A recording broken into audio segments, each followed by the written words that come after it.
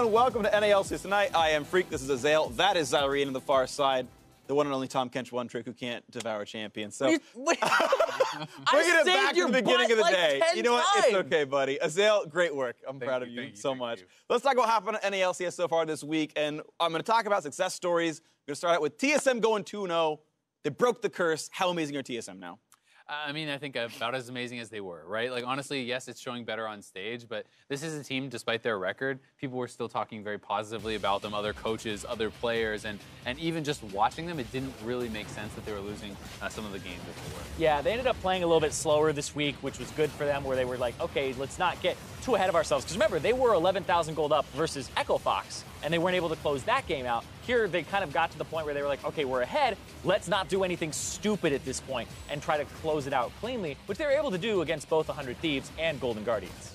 Yeah, honestly, pretty impressed with their win over 100 Thieves. That was the actual competition of the week. I mean, Golden Guardians right now are in a really sorry state, and you probably should never have a tough game against them in their current form. And yeah, TSM, you know, had small deficits against 100 Thieves. There were some good ganks from them, and they came back well. I'm interested to see what happens with this little meta that they're developing, where now they're playing around Sven and Mithy so much. They ran a GP Sejuani Talia for the top half of their map in both of their matches, and were able to GP ulti, provide pressure for the bottom lane, and even relieve pressure, because as somebody who wants to gank Sven and Mithy, now you have to take into account, do we have mid priority? Well, Talia could roam. Do we have a way to actually counter what GP wants to do? Because he's going to contribute to this. So I think it does help them out a whole bunch with that type of composition. Honestly, really like seeing Haunter on carries as well, simply because I think that so much of the team is not being proactive, and this was their problem at Worlds. They're playing extremely passively. They're not making plays. They're just kind of sitting back and waiting to win the game. And I think Haunter is one of the few guys on TSM that is making proactive plays, that is being aggressive and trying to push advantages. And I like seeing him on Gangplank, and I like seeing him on carries in general, because he's someone who can make stuff happen for the team. Yeah, so solid stuff there. Let's move on to the next team that went 2-0, Counter Logic Gaming. Off to a nice 2-0 for themselves as well, and finally going up in the standings. As soon as Jad abandons them, the faithful are rewarded. But man, this was where they gave Echo Fox their first loss of the split, and I honestly was not expecting this type of performance, especially from Darshan in the top lane.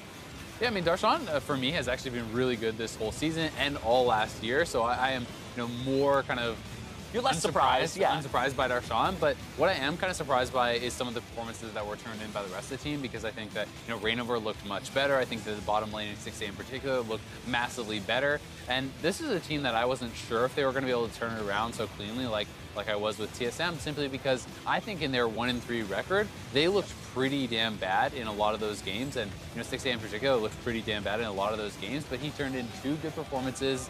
He was solid, especially in the late game teamfights, both on Kog'Maw and Kalista. The compositions were kind of built and centered around him, and I think that is a really good thing for CLG fans to see. It's got to be super rough, because like Stixxay, during those games, like you said, he was not performing very well, but then everybody kind of starts questioning his last year and a half of professional play, where they're like, was he even ever good, right? And they just keep you can't do that. Immediately that stuff starts happening though, right? Like it happens with TSM, where it's like Haunter has a bad game on Vladimir for the second half, and everybody's like, stop putting him on carries. Like these overreactions are very volatile, but these players are very good at these types of things. They're professional damn players, and they know if they're given the resources, then they're able to carry. But sometimes you just have off games, and 1 or 2, they happen, especially in BO1s. I mean, with Stixxay, though, to be fair, I think some of the criticism is warranted, because while I don't think you can take away, 2016, where he won his championship, and MSI, where I think he was incredible, and, even in particular on Caitlyn, perhaps, the best Caitlyn player in the world at that time, maybe, arguments could be made. Sure, yeah. Either way.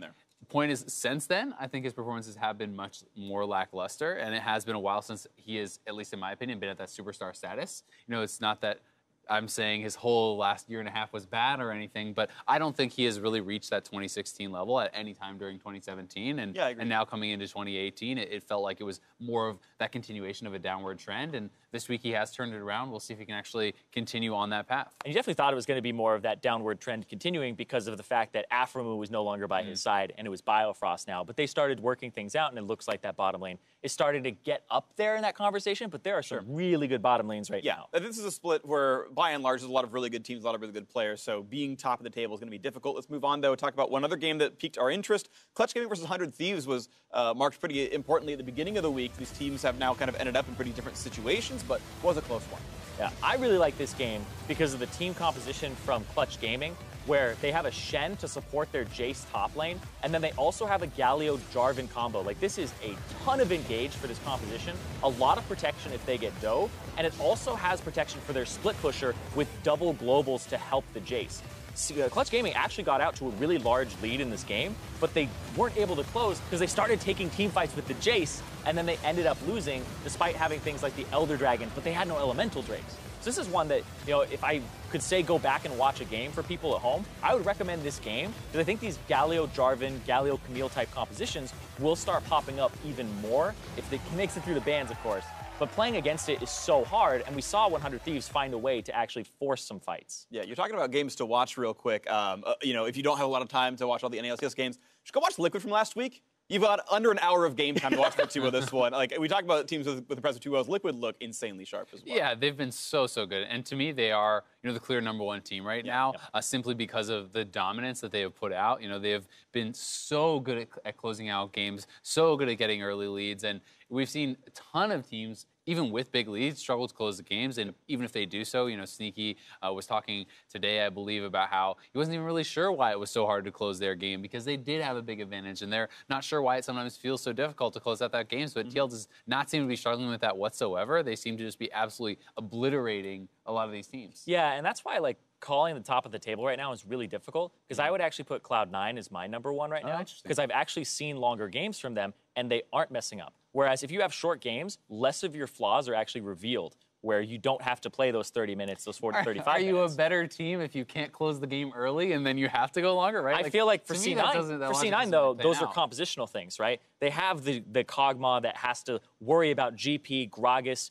If you blow flash, you're off the table for 5 minutes. Like they had no way to really approach those fights, and I like the way they approached them very safely, and it was a calculated thing using their advantage. Great. We can have that discussion a bit later. Yes. We've got the rest of the show planned out. We're going to move on to Twitter questions segments. A lot of you tweeted at Lily Sports had some questions for us. So first up from iSlasher says, after this week's performance, what do you guys think TSM's trajectory is going to look like from now to the end of the regular season? Is it all the way to the top, or will they encounter more hills to climb before potentially reaching there? He really thinks TSM going to do well, by the way. Whether it's going to be difficult or not, he thinks it's going to be on the top. I mean, I definitely think that there are a lot of hills to climb. I think that this was a solid week for TSM, but, you know, nothing against 100 Thieves. I didn't think that they were the strongest of those teams that were sitting at 4-1, Agreed. Right? I don't think that they're on the same level as maybe even, like, the Liquid C9 or the Fox, Liquid or the Echo Fox, like those teams, I think all agree, they're worse than all those three. And then they beat Golden Guardians, right? Which right now is the worst team, clearly. Yeah. So I think there's still a lot more challenges to come for TSM. If they can start picking up consecutive wins against those sorts of teams, I think I will be buying in a lot more that they will have this smooth climb. I still think TSM will end at or near the top of the table. I just don't think it's going to be that easy, and I don't think it's going to be that easy for anyone this split because there's just too many good teams and too many good players. Speaking of ending at the top of the table, is that regular season or after playoffs? Because they have to make up games, obviously. So, like, is the regular season going to be so good they're getting a bye into playoffs? I certainly think it's possible. I mean, they're what, like 2-3 games behind the top of the table? They're at 3 and 3, and the high end is 5-1. Yeah, so really, I don't think that 2 games over the course of the next 6 weeks is that outlandish to make up. You know, if you're in 5th place or whatever in week 8, yes, then you probably can't catch up. But we're 2 games behind, right? Yeah, and like we were saying, there's definitely going to be a lot of hills and kind of bumps for them to go over and kind of smooth out because the communication is still not 100% there for them. And they did start a little bit later in their practice from what we were hearing, right? Getting Sven and Mithy a little bit later. So we are seeing a little bit of what they would have looked like if they had had like 3 or 4 weeks of practice coming into it. So they are still ramping up, and I definitely think they're going to be climbing a bit higher, like you said, towards the top of the standings. Cool. Well, this segues into our next topic. We got another tweet from Luke Murphy who says, how accurately do you think the current standings in the NALCS represent what it will look like later on in the season? Let's say regular season, end of week 9 compared to now. How different do you think it's going to look? I actually think it is almost identical, except TSM would be a bit higher. Because we have TL, Echo Fox, and Cloud9 near the top. I think those are very definitively our 3 top teams. Yeah, plus those 3 in top 4 could come into that top 4. Then I think 100 Thieves, CLG, with Clutch, FlyQuest right out of playoffs, and Optic Golden Guardians, I think it is very similar to how I would power rank these teams. Yeah, I mean, I don't think there's going to be any massive changes. I'm pretty much in agreement. I think the bottom 3 teams are probably going to be the bottom 3 teams. You know, maybe there's some movement there with Clutch. I do think TSM will go up. I think CLG has potential to go up, but you know, it's a shuffling of a couple spots. Because the teams right now that are in the top 6 are probably who are going to be around the top 6 come playoff time. Yeah, and that's the thing is like Clutch sitting at 7th right now, But like everybody keeps talking about that level that they have where they could make playoffs. But I feel like there's just too many cooks in the kitchen, and it forces them out where you have 7 teams, 8 teams that you're like, they could be in playoffs, but literally only 6 get to go. I know I was big on Clutch coming in, and so were you, Azael. I think you had them as 4th in your power ranks. I had them about there as well, myself coming in. Yeah, I think like they can beat 100 Thieves next time around. That first game is close. They probably should have won. You could make the argument they misplayed around the Jace. Like, current form CLG, current form TSM feel like teams they can beat, and like that's a very tight race for me. I definitely think so, but one of the things that has kind of made me have my opinion drop a little bit with Clutch, because I did think they were going to be quite a strong team, is the fact that Lira has not been as good as I was expecting. You know, Lira, he was incredible in spring. You know, he was considered the best jungler in the league, on the worst team in the league, basically. And now with these upgraded teammates, I was expecting him to shine even more, you know, having this really strong solo lane, you know, in the mid lane to go to, still having his bottom lane to work with, etc. But I don't think he has been super impressive. And if he's not kind of maintaining those levels, I don't really see them as that high of a team. Yeah, that's fair.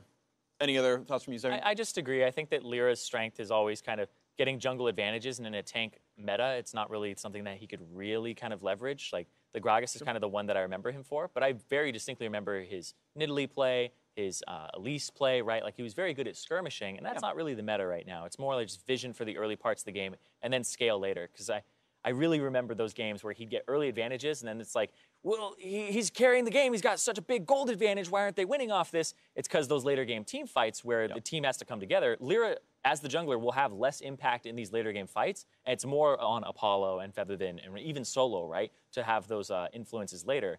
But it's just not happening right now. Okay, well, let's move forward to the next one. MPG222 says, how much is the meta influenced by a few great players establishing specific counters in the early weeks of a patch? And I'll extend this not to necessarily counters, but how much are trendsetters trendsetting? I think way too much. I think an enormous amount. I think that in general, there is a huge percentage, I would say like 90+% of pros, like across the world, it feels like just emulate as far as this is the pick that is good. Okay, Faker's playing this, that's what I will now practice. Okay, Bjergsen's playing this is what I will now practice. Smeb is going to do this. That's I was like, I don't know if you take your cues from Faker right now. Faker is still great. For the first 6 years, you definitely He's just 1v9. But anyway, that's a different topic. But regardless, I just think that people are, because there's a limited amount of scrims, because there's a limited amount of practice time, people are caught up in this idea that you have to be, you know, you can't be wasting time playing other things. So they just copy whatever is meta, they practice that, and that's what they do. And I think there is another factor in there, too, is it can't consume too much of your time, or else we'd be seeing Lucian into Gangplank every time,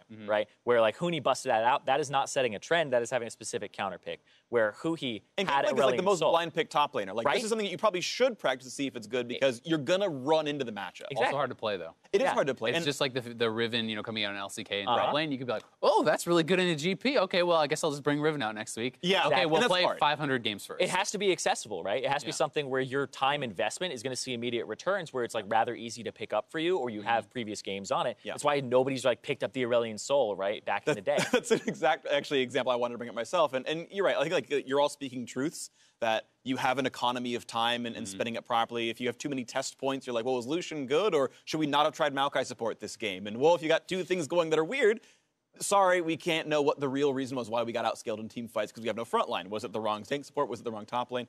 But I think there is a certain degree where it's a bit unforgivable. My favorite story of this is Aurelion Sol MSI, where Xiaohu said he never even played Aurelion Sol, didn't know what he did. It's like, you're a professional mid laner, and Aurelion Sol's in the tournament you're playing. How do you not know the champion's abilities? And maybe that's a misquoted interview. Maybe that's it's really common. But it's really common. Yeah. I mean, I remember, I want to say this was in NALCS playoffs last year when an Urgot came out, and hearing, you know, the team did not even know what the abilities that the Urgot used were. Like, they were trying to figure it out during the game. They're like, well, I know he does this. Seems familiar, yeah. I think he has a flip.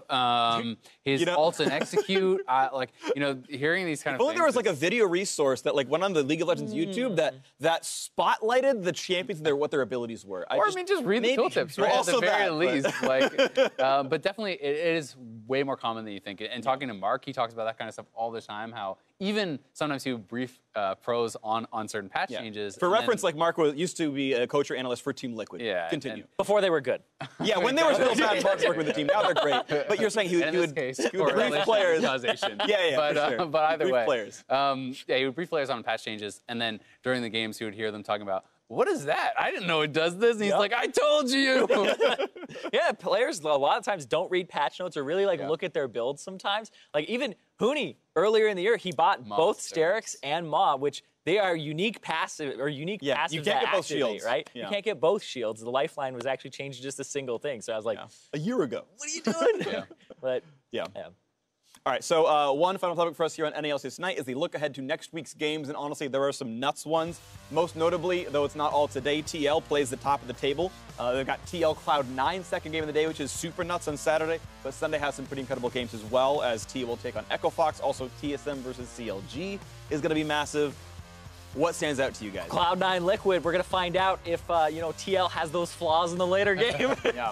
What if they just win in 25 minutes? Then they still have the flaws in the late game. It's still Cloud9 who's better. Yeah, exactly. They'll win at 35. No, but like my argument for that is I've actually seen more of Cloud9, so I know what they look like in those late game situations. I've seen them win for longer. They must be I mean, wait, TL just wins too fast and too easily. You don't get to see enough game time, so they probably I don't know why suck. this is such a ridiculous concept to you two, because if somebody plays for longer, you're going to see more flaws, more things that could actually be like cracks in the armor. Sure. Whereas if you play a fast early game and you're able to close out, then you aren't able to show those things, right? It's like a whole thing where you're playing a bunch of early game and you're not playing the late game.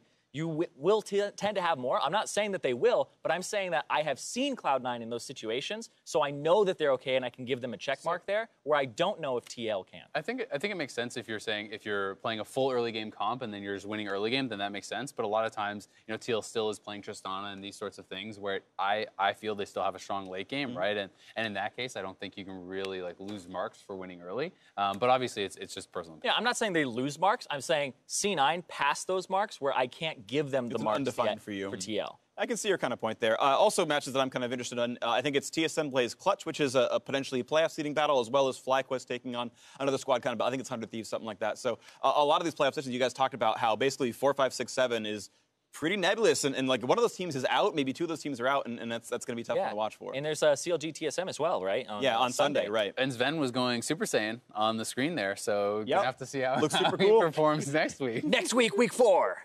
All right, he's going to power up for about 6 days. Exactly. We'll see him come in. Thank you very much for watching NALCS tonight. That's going to do it for us. Thank you both very much for lending your opinions. Sorry for making fun of you so much for liking Cloud9's late game, Zirene. It's okay. But you're wrong. Bye, everyone. There's a 4-way tie for first and a 4-way tie for fifth.